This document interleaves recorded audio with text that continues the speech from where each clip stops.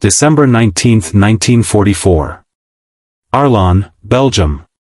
The winter wind cut through the Ardennes forest like a blade, carrying with it the acrid smell of diesel exhaust and frozen earth. In a commandeered farmhouse 12 miles from the German frontier, General George S. Patton Jr. stood before a map of Western Europe, his ivory-handled revolvers gleaming under the lamplight. Outside, the engines of the Third Army's tanks idled in the darkness, hundreds of them, stretching back along frozen roads like a mechanical river waiting to flood forward. The temperature had dropped to 15 degrees Fahrenheit. Snow fell in thick curtains. And somewhere to the north, German panzers were tearing through American lines in what would become known as the Battle of the Bulge. Patton's staff officers watched him trace a line on the map with his finger, a 90-degree pivot that would swing 3 entire divisions northward in 72 hours. It was an impossible maneuver. Moving 133,000 men and tens of thousands of vehicles through winter roads, across enemy territory, to relieve the besieged town of Bastogne. The logistics alone defied every military principle. But what troubled the German high command even more, what would soon turn their initial confidence into bewilderment, was something they had calculated with mathematical precision: Patton's fuel shortage. German intelligence had done their homework. They knew the Third Army was consuming 400,000 gallons of gasoline per day. They knew the Allied supply line stretched back 500 miles to the beaches of Normandy. They knew that winter storms had closed the port of Antwerp, that railroad capacity was strained to breaking, that fuel tankers were sitting empty at depots from Paris to Luxembourg. In the cold calculus of Wehrmacht planning rooms, Patton's aggressive reputation meant nothing if his tanks ran dry. And by their calculations, they would run dry. Soon. The German generals had reason to laugh. Their entire defensive strategy for the winter of 1944 relied on a simple truth they had learned through 4 years of mechanized warfare: modern armies moved on petroleum, and petroleum was finite.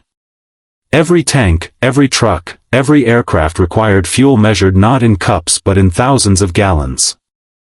The German army had spent the war chronically short of oil, rationing every liter, watching their own offensive capabilities wither as Romanian fields fell silent and synthetic fuel plants crumbled under Allied bombs. They understood fuel logistics with the bitter intimacy of men who had watched divisions stall for lack of it. When Field Marshal Gerd von Rundstedt launched his surprise offensive through the Ardennes on December 16, his operational plan included detailed projections of American fuel availability. German intelligence officers had compiled reports showing that Patton's Third Army, the most mobile and aggressive formation on the Western Front, was operating on a razor's edge. Ultra-classified intercepts revealed American commanders discussing fuel shortages in increasingly desperate terms. Reconnaissance flights showed tanker convoys moving at half their normal pace. The math was clear: if Patton tried to pivot his entire army northward in the middle of winter, across terrain that had turned roads into ice rinks and frozen solid every fuel line, he would grind to a halt within a week. In the officers' mess halls of the Wehrmacht, in the stone cellars that served as command posts along the Siegfried Line, German officers allowed themselves cautious optimism. Let Patton come north. Let him burn his remaining fuel in a desperate dash to save Bastogne. The winter itself would defeat him where German guns could not. They had seen it before: armies outrunning their supply lines, momentum collapsing into chaos, mechanized warfare reverting to the static slaughter of the previous war. The Ardennes offensive was designed to exploit this inevitable American failure, to split the Allied front when Patton's vaunted armor turned into motionless steel coffins scattered across Belgian fields. What they didn't know, what they couldn't have known, was that the fuel shortage they were counting on had already been solved. Not through luck, not through some desperate last-minute convoy, but through an industrial capacity so vast, a logistical system so sophisticated, that it defied the operational assumptions of every army that had fought in Europe since Napoleon. The story of how American tanks never stopped begins not in Belgium but in Texas. In the oil fields of the Southwest and the refineries of the Gulf Coast, where peacetime production had been transformed into something unprecedented in human history. When the United States entered the war in 1941, it was producing 63% of the world's oil, nearly 4 million barrels per day. By 1944, that figure had climbed to 70%. But raw production was only the beginning. What separated American logistics from every other military system in the world was not the quantity of fuel but what happened to it after it left the ground. At refineries in Baytown and Port Arthur, in Baton Rouge and Philadelphia, petroleum was processed through catalytic cracking units that produced aviation gasoline of such high octane that German pilots, when they captured Allied fuel supplies, were initially suspicious it might be some kind of explosive compound. Tank-grade gasoline emerged from these facilities at a purity German synthetic plants couldn't approach. And it emerged in volumes measured not in thousands but in millions of gallons per week. The fuel then moved through a supply chain that had been built, piece by piece, into the most efficient logistical system ever created. Pipelines transported it to port facilities where it was loaded into tankers, not just civilian vessels hastily converted, but purpose-built military tankers designed for rapid turnaround. These ships crossed the Atlantic in convoys protected by destroyer escorts and escort carriers, their routes plotted with actuarial precision to minimize U-boat encounters. When they reached European ports, the fuel was pumped directly into railroad tanker cars and, when rail capacity proved insufficient, into truck-mounted tanks that formed what soldiers called the Red Ball Express, a continuous stream of supply vehicles that ran day and night, their routes marked with red balls painted on roadside markers. But even this wasn't enough for the pace of Patton's advance. So American engineers had done something that German logistics officers would have dismissed as fantasy. They built a pipeline across France. The pipeline under the ocean, Pluto, and its land-based successor, the 40-inch pipeline, carried fuel directly from the Normandy beaches to forward depots in eastern France.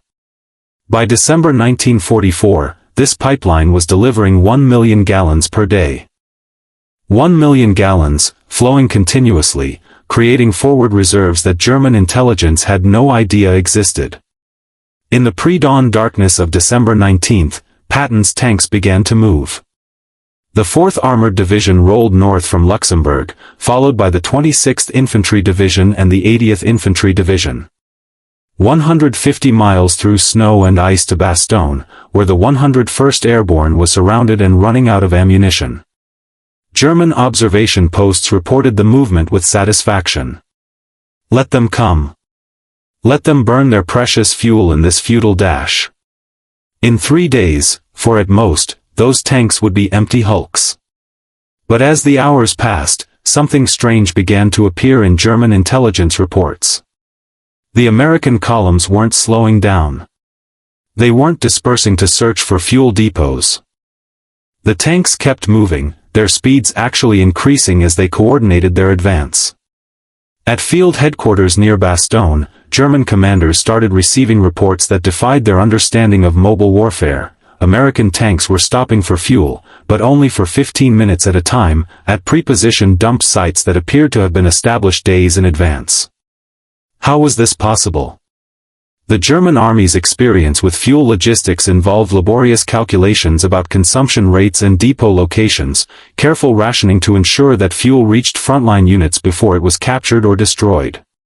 Their own offensive into the Ardennes had been predicated on capturing American fuel dumps to sustain their advance. They literally planned to fuel their attack with enemy gasoline.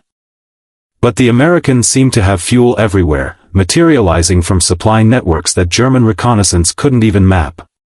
What the Germans couldn't see from their positions, was the full scope of the system feeding Patton's advance. Behind every advancing tank column came a carefully orchestrated flow of fuel trucks, each vehicle carrying 500 gallons, moving in relays that ensured no combat unit ever waited more than an hour for resupply. These trucks were supplied by fuel dumps that held 500,000 gallons each, positioned every 50 miles along anticipated routes of advance. The dumps themselves were supplied by the pipeline, by rail, by dedicated tanker convoys that moved through rear areas with the priority of combat troops. At one forward dump near Arlon, fuel trucks arrived every 12 minutes throughout December 20, 12 minutes. The Germans, who measured their own resupply intervals in days, simply had no conceptual framework for understanding this tempo. It wasn't just abundance, it was orchestrated abundance, a logistical ballet performed at speeds that made their own supply systems look like medieval wagon trains. On December 22, the first elements of Patton's 4th Armored Division broke through to Bastogne. They had covered 150 miles in 72 hours, fighting German rearguards and winter conditions every mile of the way. Their tanks had consumed roughly 800,000 gallons of fuel, the equivalent of more than 3,000 fully loaded fuel trucks. And they hadn't run dry. Not even close. When the lead Sherman tanks entered Bastogne's perimeter, their fuel gauges read above half. Behind them, the supply columns were already establishing depots for the next phase of operations. In Wehrmacht command posts, the laughter had stopped. The officer who had joked about American fuel shortages was reassigned. Intelligence reports were re-examined, questioned, torn up and rewritten. How had they miscalculated so badly? The numbers had been clear. The consumption rates, the pipeline capacity, the distance from supply bases, all of it pointed to impossible odds. Yet the Americans had done the impossible, and done it while fighting in the worst winter Europe had seen in decades.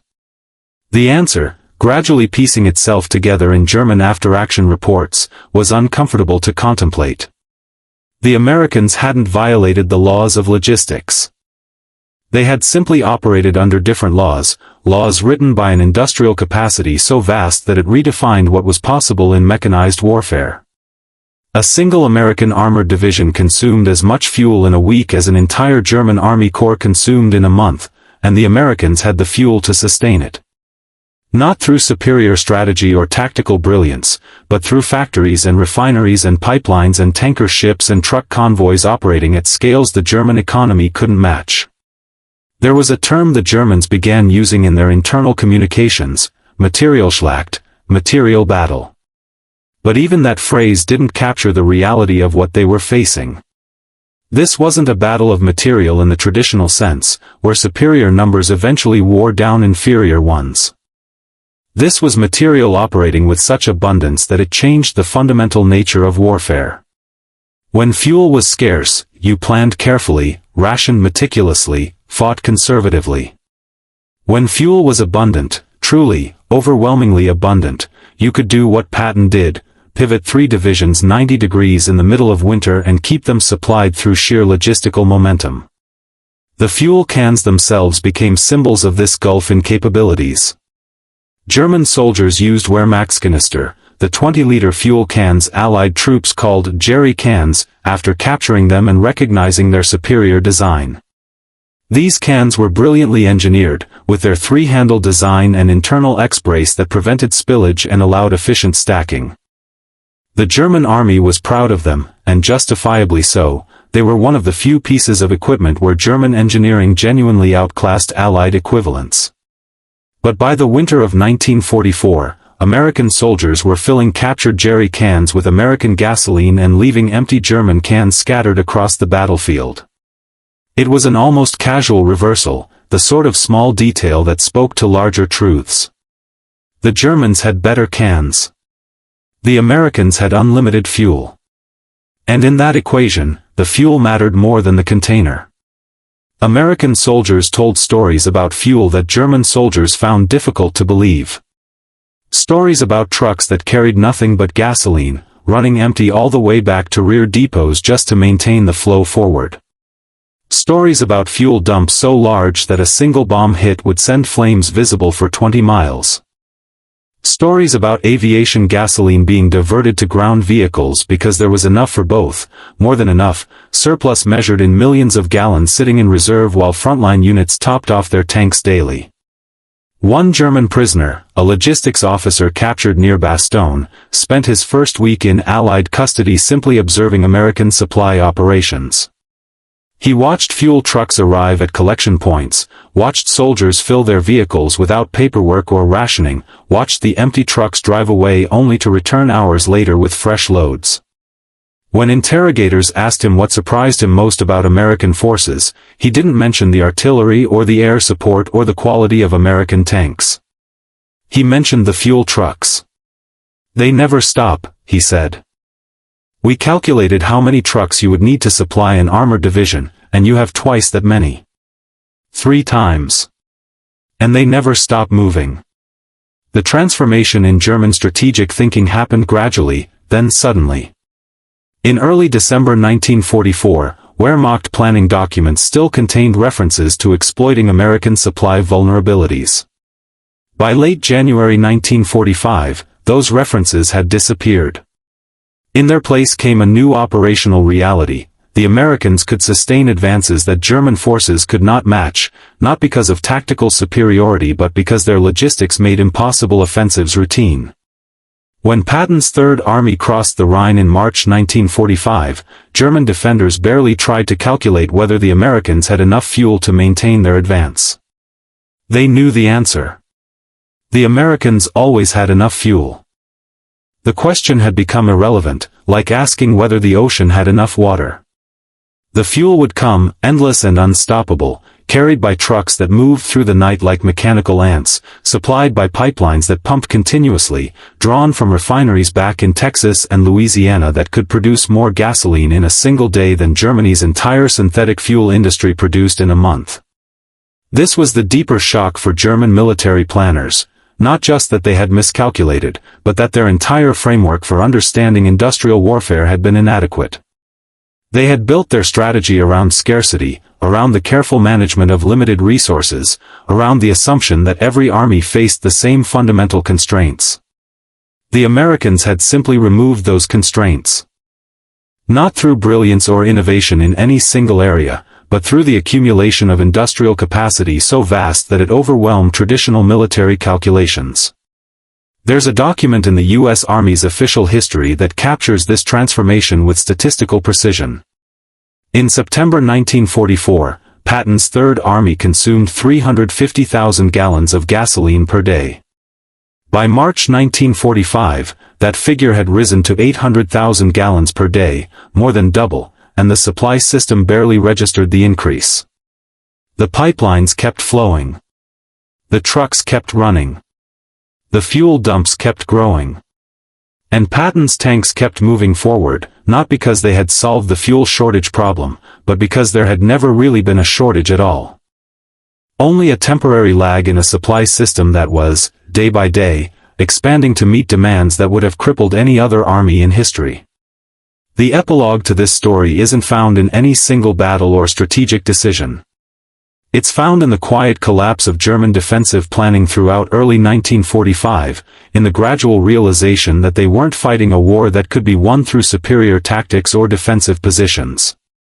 They were fighting an enemy whose industrial base was so overwhelming that it rendered traditional military calculations obsolete. In one intercepted radio communication from February 1945, a German division commander reported to his superior, "The Americans advance not because they fight better, but because they never lack for fuel, ammunition, or supplies. Our men are brave.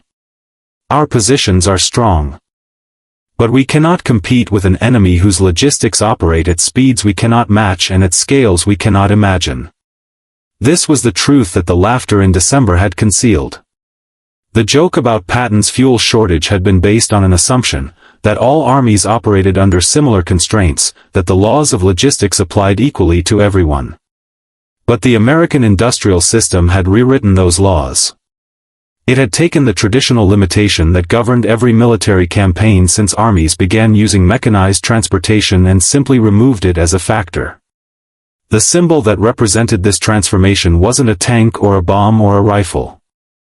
It was something far more mundane, a fuel truck, one of tens of thousands, rolling through a winter night somewhere in eastern France, carrying 500 gallons of gasoline toward a front line that would consume it within hours. Behind that truck came another, and another, and another, in a line that stretched back through supply depots and pipelines and tanker ships and refineries all the way to oil fields in Texas.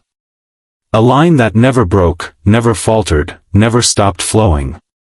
When the war ended, captured German generals were asked to identify the decisive factors in their defeat. They mentioned many things: Allied air superiority, the opening of the Second Front, the quality of American artillery, the industrial capacity of the Soviet Union. But several mentioned something else, something that historians have often overlooked in favor of more dramatic explanations. They mentioned the fuel trucks. The endless stream of American logistics that made every German calculation meaningless, every defensive strategy obsolete.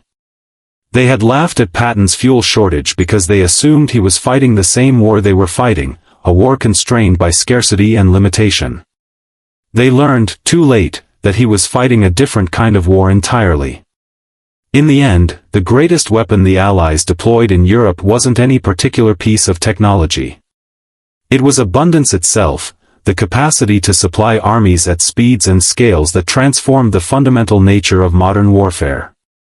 Patton's tanks didn't stop not because of brilliant generalship or superior tactics, but because behind them flowed a river of petroleum that could not be dammed, could not be diverted, could not be exhausted. The German generals had calculated the numbers and found them sufficient to defeat American ambitions. What they hadn't calculated, couldn't have calculated, was that American industry had made their numbers irrelevant. The fuel shortage they laughed about in December 1944 was real, by traditional standards. By the standards of every army that had ever fought, Patton's supply situation should have been impossible. But the United States in World War II didn't fight by traditional standards. It fought by standards it had created for itself, standards built on industrial capacity so vast that it rewrote the rules of warfare. And in that transformation, in that casual dismissal of supposedly immutable logistical constraints, lay a truth that extended far beyond fuel consumption rates or supply line efficiency. It was a demonstration, stark and undeniable, of what industrial democracy could accomplish when fully mobilized. Not through tyranny or forced labor or the sacrifice of civilian needs, but through the application of peacetime abundance to wartime purposes. The same refineries that had produced gasoline for family cars produced it for tanks. The same trucking companies that delivered commercial goods delivered military supplies. The same engineers who designed civilian infrastructure designed military pipelines. The system didn't have to be created from nothing. It simply had to be scaled up, organized, and directed toward a common purpose. And when it was, it produced something the German High Command found incomprehensible: an army that never ran out.